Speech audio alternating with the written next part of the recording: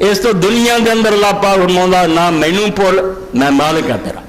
تے نہ جنہاں نال تیرا کوئی رابطہ اور تعلق ہے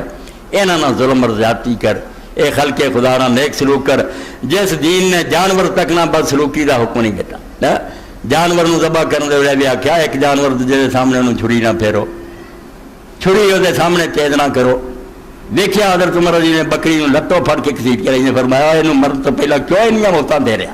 ذبح تینے ہونا ہی ہے غریبی نے کہیں دکھ دے رہا اور حضرت ابو دردار دی موت دا وقت آیا ایڈے بڑے صحابی رسول حضرت عمر نے شام دا علاقہ ہی سپرد کرتا فتح تو بعد کہ اتنے دین تو سکھاؤنا تو موت دا وقت آیا اونٹ رکھیا اونٹ انساناں نہ ظلم نہیں اونٹ دمون دا نام رکھیا ہے فرمایا لیا نکیل پھڑ کے لیا سرانے کھڑا کیتا آپ نے فرمایا دمون خدا گواہ ہے میں زندگی پر تیرنا ظلم نہیں کیتا تیر کے انہاں بوجھ لدیا جنہاں تو آسانی نال اٹھا سکتا تھی زیادہ بھی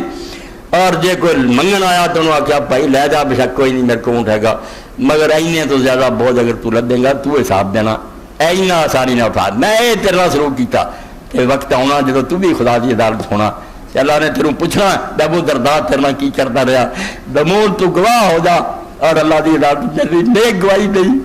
اللہ سے چھوٹنا کوئی کر تب اور کوئی نہیں بچاؤ گا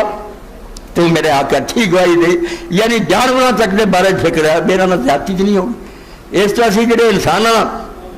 ظلم کر رہا ہے دکھ دے رہا ہے سادی رحمت اللہ علیہ فرمایا تو بلیاں دیا گلا کر رہا نیکاں دیاں نیک کون ہویا